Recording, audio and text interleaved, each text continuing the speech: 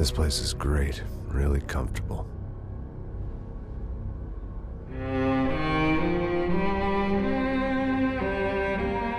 I'm just gonna get settled in. Time to move on. Get on with my life.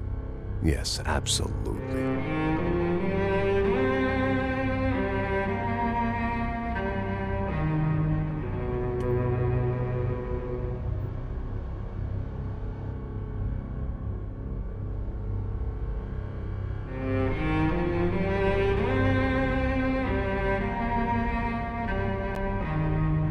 Now, like I said, it was a long time ago. Let it go. Seriously.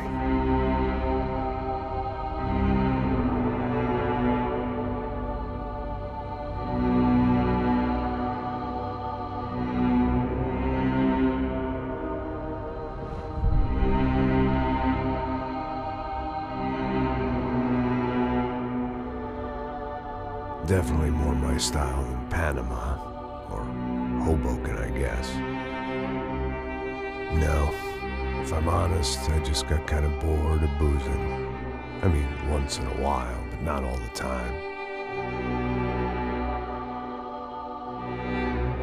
You're right, it wasn't doing me any favors.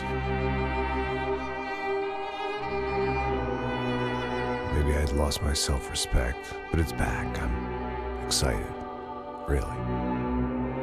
I really needed a new start.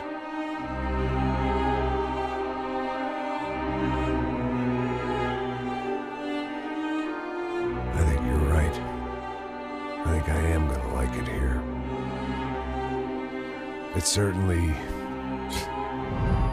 ain't New Jersey.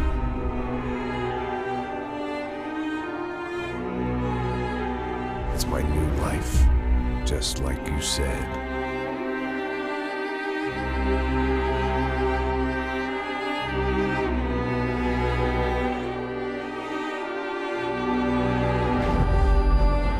Listen, if you think I can still do a job, what have I got to lose? Apart from the weight. Very funny. Ha ha. Yes, that is a fake laugh, you jerk.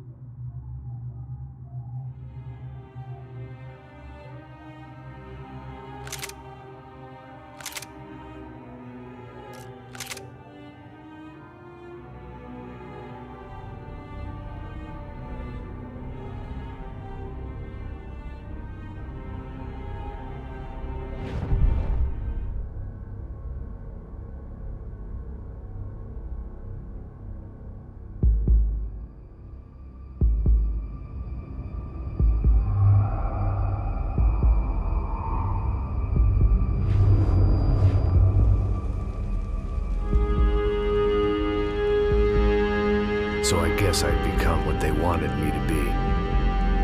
A killer. Some rent-a-clown with a gun who puts holes in other bad guys.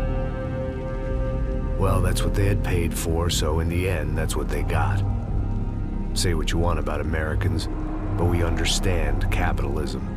You buy yourself a product and you get what you pay for. And these chumps had paid for some angry gringo without the sensibilities to know right from wrong. Here I was, about to execute this poor bastard like some dime store angel of death. And I realized they were correct. I wouldn't know right from wrong if one of them was helping the poor and the other was banging my sister.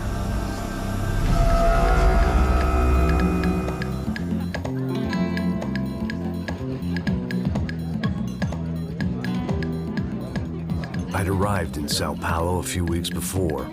I was working a protection detail for the kind of people who need protection in a town like this. And what kind of town was this? One where I didn't speak the language and they didn't water down their drinks. So for now, we seemed to get along just fine. Of course, that was about to change.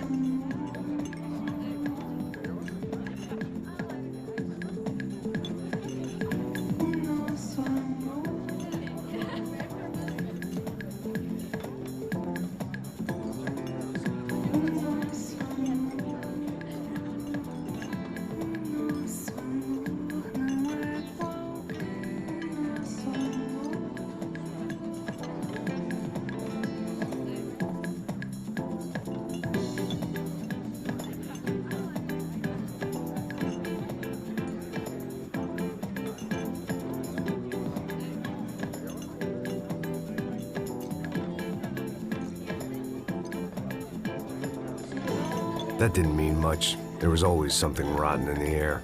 The family we were protecting were local celebrities, rich parasites with delusions of humanity. The kind of people who end up in glossy magazines or body bags, depending on how their luck runs.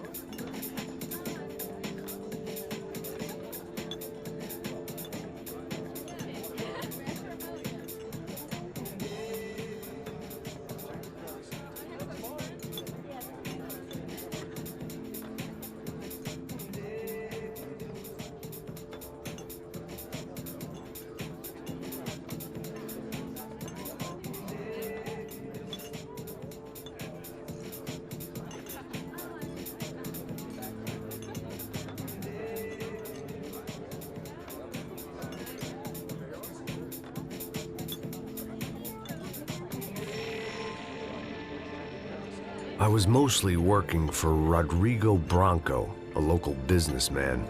Built things, did some charity, had things named after him, won awards, owned things, people. One of the trophies he had won was his wife, Fabiana. She was hot and wanted to be dangerous. Some good genes trying to fight their way out of a cesspit. She'd married well and was now at leisure to regret her good fortune. They got along as well as any rich workaholic and his younger airhead wife tend to get along. They mostly ignored each other. She spent a lot of time with his cokehead younger brother, Marcello. He was a good-time guy if your idea of a good time was an expensive suit, a bottle of champagne, and nothing between the ears. The middle brother, Victor, had just walked in. He was a local politician. Guy was smoother than an oil slick on an iceberg and about as toxic. The rest of the crowd, I didn't know, but I could imagine the types. People who know if they drink enough, they won't have to feel guilty about their good fortune. Suddenly, things turned real ugly. Felt like our hangovers arrived right on cue.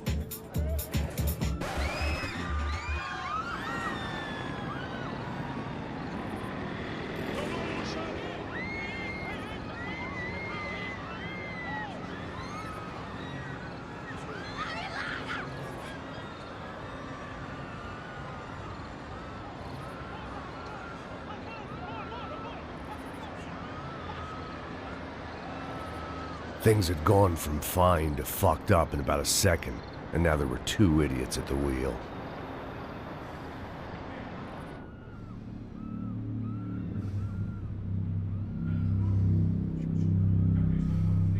It wasn't my own safety I was concerned about, trophy wife or not. I'd said I would protect the girl. I hoped I hadn't lost my edge, along with everything else.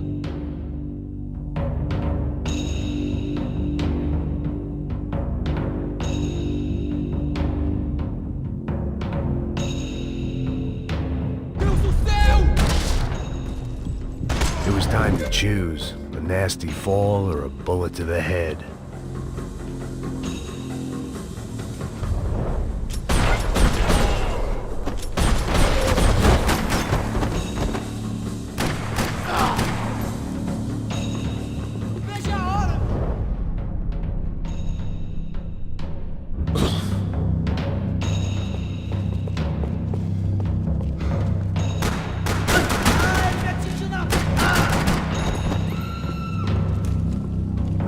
the boss lady.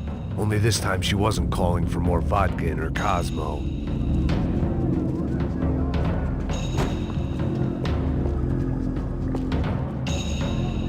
She was out on one of the balconies, and I hoped, not about to be thrown off it.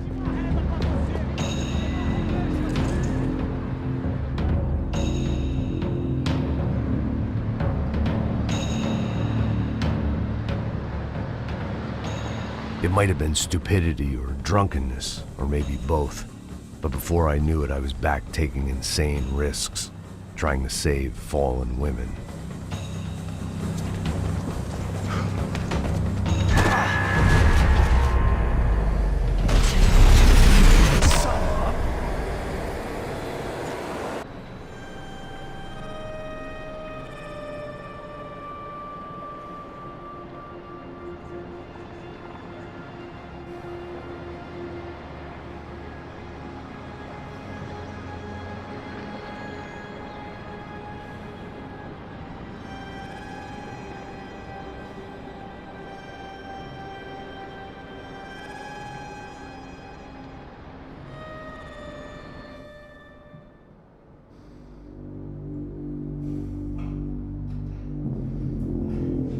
I imagined the elevator doors opening to a firing squad of muzzles. As far as I could see it, the one thing my plan had going was that no one else would be stupid enough to pull this move. Where is he?